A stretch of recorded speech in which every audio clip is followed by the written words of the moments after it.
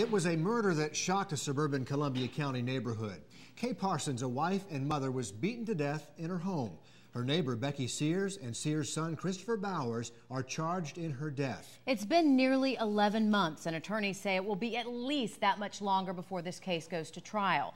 Tonight, for the first time since the murder, the suspect's husband is speaking out and standing by his wife and stepson. News 12's Katie Beasley found him living in Nashville. It's an exclusive face-to-face interview you'll see only on 12. Last week, Kay Parsons would have turned 42 years old. This month, her next-door neighbor, Becky Sears, also celebrated her 42nd birthday behind bars. For Tony Sears, the last 10 months have been like a nightmare he can't wake up from, a whirlwind that's turned his family upside down. Tony Sears shares a quick moment with his youngest son, a moment his wife, Becky, is missing out on. It's tough, real tough. All of us miss her so much. My whole world's changed. Tony's whole world changed on March 25th.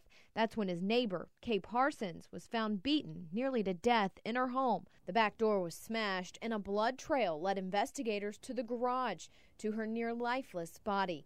A claw hammer and baseball bat lay next to her. Kay Parsons died hours later at the hospital. She was an innocent victim. She dropped her child off at school.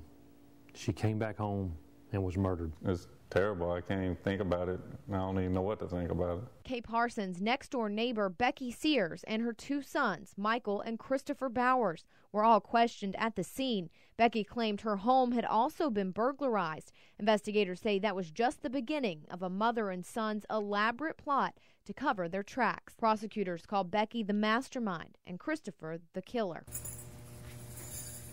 Since their arrest, the two have been in the Columbia County Jail awaiting trial for charges of burglary, armed robbery, and murder. Do you think she's guilty? No. No doubt in your mind? There's absolutely no doubt in my mind. They're calling her mastermind, but saying that he beat a woman to death. That any part of him that you've ever known? No. Personally, I couldn't see him doing something like that. Renee Alexander, Becky's sister, has been there to help Tony and his boys. Her family